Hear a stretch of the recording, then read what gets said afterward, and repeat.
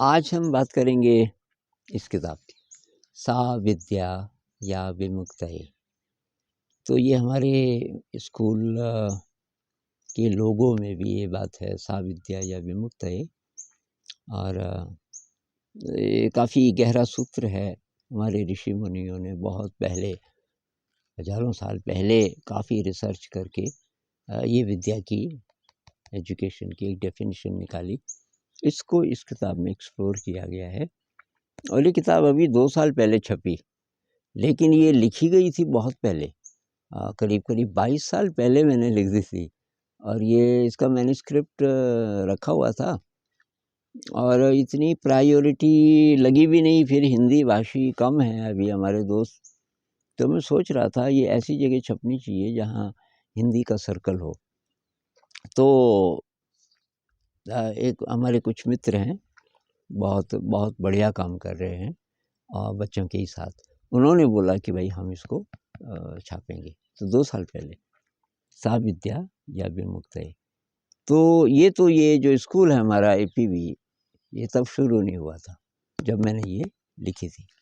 अब इसमें क्या है, तो इसमें मुख्य चीज़ें हैं, मुख्य 3 चीज़ें हैं। एक तो है जिज्ञासा, एक है मैं जानता हूँ कि मैं नहीं जानता, इसका मैं मतलब बताऊंगा, एक है रचनात्मकता। इन 3 ही हेडिंग्स के अंदर सारी बात है।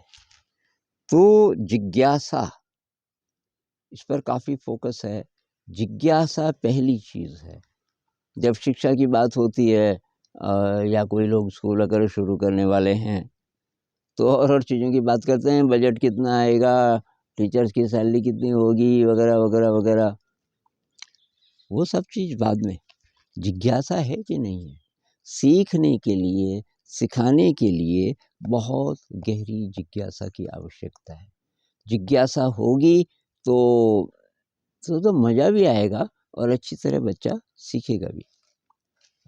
तो इसके बारे में काफ़ी चीज़ें, कैसे आप जिज्ञासा को जगा सकते हैं, अपनी भी बच्चे की भी, क्या-क्या कर सकते हैं, कुछ उदाहरण लिए गए हैं।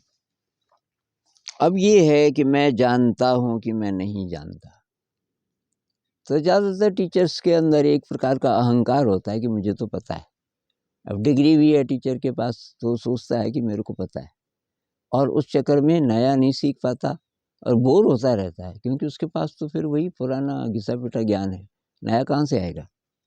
अगर वो ये अप्रोच लेके चले कि कई चीज़ें मैं नहीं जानता, मैं जानता हूँ, मुझे ये इस बात का रियलाइज़ेशन है कि मैं नहीं जानता, बहुत सी चीज़ें मैं नहीं जानता। तो नहीं जानता, और ये बोल सके बच्चों के बीच, जब बच्चे ऐसे सवाल पूछेंगे बहुत सारे कि आपको ठीक से उत्तर नहीं पता, आप बोलो कि इसका मुझे ठीक से नहीं पता करते हैं। इस अप्रोच से अगर हम चलें, छोटे बच्चे की, शायद एकदम छोटे बच्चे की ऐसी अप्रोच होती है, वो ज्ञानी बन के नहीं जाता, वो पानी के साथ खेल रहा है, रेत के साथ खेल रहा है, तरह-तरह की हरकतें करके सीख रहा है। तो क्योंकि नया है, उसके लिए नया है। जिस इंसान की ये अप्रोच होगी ज़िंदगी के प्रति, पढ़ाने के प्रति, कि भाई मैं नहीं जानता सब कुछ, मेरे को तो बहुत कम ज्ञान है, मैं जानना चाहता हूँ, तो उसका दिमाग फ्रेश रहेगा, सीखने के लिए हमेशा तैयार। अब ये है रचनात्मकता, ज़्यादा अच्छा शब्द शायद होता सृजनात्मकता, क्रिएटिविटी। क्रिएटिविटी पे काफ़ी कुछ इसमें लिखा गया है, क्योंकि तब असली चीज़ ये है क्रिएटिविटी। अब ये बातचीत तो हो रही है, लेकिन ये कैसे करें, इसमें ध्यान की बहुत ज़्यादा बात है। मैंने जानबूझकर ध्यान शब्द का इस्तेमाल नहीं किया, साइंटिफिक ढंग से बोलने की कोशिश की, लेकिन दरअसल ये पूरी ही किताब अंदर की यात्रा के बारे में है, क्योंकि उसके बिना तो ये कुछ भी संभव नहीं है। तो ये जो क्रिएटिविटी है, ये कैसे हम अपने ज़िंदगी में, अपने शिक्षण में इसको कैसे जगाएँ? तो इसमें है कि आपका ब्रेन जब बदलेगा, ब्रेन जितना बदलेगा, आपका कॉन्शियस ब्रेन सबकॉन्शियस के टच में जितना आएगा, उतने आप क्रिएटिव होते जाएँगे। वो कैसे होगा? उसका एक तरीका है मेडिटेशन, वो ध्यान से होगा। तो एक तरीके से ये किताब बहुत गहराई से देखें तो ध्यान के बारे में ही है, मुख्य रूप से अंदर की यात्रा के बारे में है।